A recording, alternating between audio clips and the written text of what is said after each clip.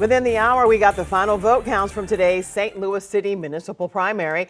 And tonight we know in next month's general election, there will be a rematch in the race for mayor. Voters delivered a message to Mayor Tashara Jones, who received widespread backlash for the city's response to the January snowstorm. She survives and will move on to the April 8th ballot for a chance at a second term. However, Alderwoman Kara Spencer got twice as many votes.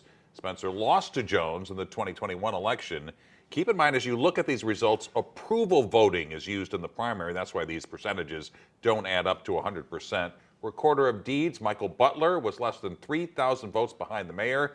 Businessman Andrew Jones received the fewest votes. And we have live team coverage with the reaction from the candidates. Let's start with our political editor, Mark Maxwell, who is with Mayor Jones's campaign.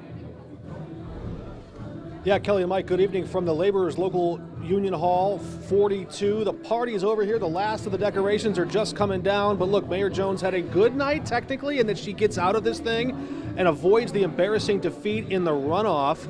That could have happened, but she avoids that by about 8% over Michael Butler. That's where the good news stops. The rest of it, all bad news for Mayor Jones. If you took every voter that voted for her, every voter that voted for Michael Butler, put them together, that still wouldn't be as many voters as think that Kara Spencer would be a good mayor. She's got a big hill to climb if she wants to change something over the campaign in the next 5 weeks. We saw her firing up the crowd here tonight, hoping to do just that, asking them to activate their activism, go out and start persuading people. But she's in a hole, and she seemed to know it when we caught up with her after her election night speech. 2 in 3 voters thought Kara Spencer would be a good mayor. What is the mountain that you have ahead of you over these next 5 weeks? Well, we have to show people who Kara really is, and we also have to remind people of what I inherited when I became mayor and what we've been trying to fix for the last 4 years. We have to set a foundation for growth, and you can't do that by changing your leaders every 4 years. She's making that case. Keep her in office, because then she can make all of those promises come true. If you give her another 4 years. Look, one last note. There was a poll just last weekend, and she suggested, I usually do better than those polls. She underperformed that poll by 1 point tonight. Kara Spencer far outperformed it by 17%. So let's check in now with the Kara Spencer campaign. Our reporter, Laura Barczewski, is standing by over across town right now at the Watch Party headquarters there. Laura. Mark, things have been electric here at Kara Spencer's watch party at the Post building. She actually addressed her supporters about an hour and a half ago when she had reached about that 68% of the vote. Everyone has been so excited and happy to see her come out on top tonight. And even when we caught up with her earlier today, as she went from polling place to polling place, she was so optimistic. She ran this campaign on things like transparency, safety, and building up city services. And her slogan this campaign was St. Louis can do better. She says there are visible reminders of that, pointing to many conversations about potholes, snow, and trash. This campaign, being mayor, is so much bigger than potholes and trash. It is the visible reminders that we're not working as well as we can, that we should, that we all deserve our city to work.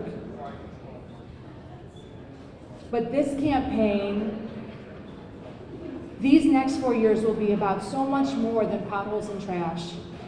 That is not the goal. The goal is to make St. Louis thrive. The goal is to have a bustling downtown where you can't park at an event on a Tuesday now downtown, where a riverfront is absolutely thriving. In a one-on-one interview earlier, Spencer told me that no matter who St. Louisans voted for, she's going to be working for everyone. Now it's full steam ahead of the April 8th general election. You're going to see a lot more of her out on the streets of St. Louis. Let's send it over to Robert Townsend now, who is at Michael Butler's campaign.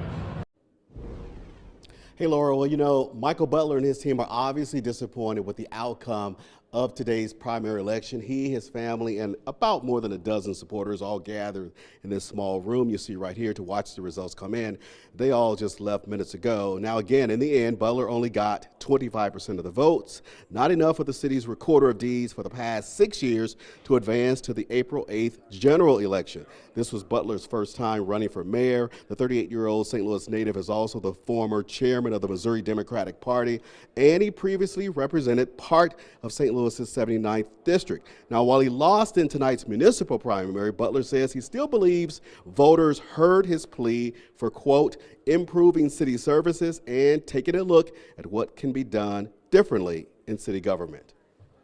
I think that St. Louis still has a good future ahead of it, and I think we still affected the campaign greatly. Our messaging resonated throughout the campaign, and I saw a lot of changes in City Hall and as on the campaign as other candidates took on to the message, and I think that we made some changes, even though we didn't get the big change that we wanted today with the election. Now, I asked Butler what are his future political aspirations. He says right now it's just too early to say. However, he did also tell me next month he will be supporting Mayor Tashara Jones. We're live in the Central West End. I'm Robert Townsend. 5 on your side. 2 weeks from tonight, Mayor Jones and Kara Spencer will square off right here in the 5 on your side studios for the St. Louis mayoral debate. Our political editor, Mark Maxwell, and the St. Louis American's Alvin Reed will moderate. It will air live Tuesday, March 18th at 7 p.m. on 5 on your side. And you can also watch for free on the 5 Plus streaming app. Just search KSDK in your app store to download on your Apple, Roku, or Fire TV. There are 3 other races being decided in the city tonight. And that includes City Comptroller, longtime incumbent Darlene Green, and former Missouri State Representative Donna Behringer will move on to April. Celeste Metcalf did not make the cut. 3 candidates were vying for the Board of Aldermen seat in Ward 3, which includes neighborhoods like Gravois Park, Mount Pleasant, Carondelet, and Dutchtown. Incumbent Shane Cohn had the most votes tonight and will face community advocate Dallas Adams in April. And there's also an aldermanic race tonight in Ward 11, which stretches through the central part of the city from O'Fallon Park and North City to Grand Center and Midtown. Incumbent Laura Keyes got the most approval voting tonight.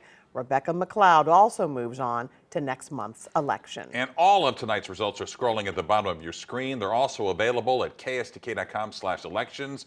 And you can text the word results to 314-425-5355 and we'll send you a link to the results.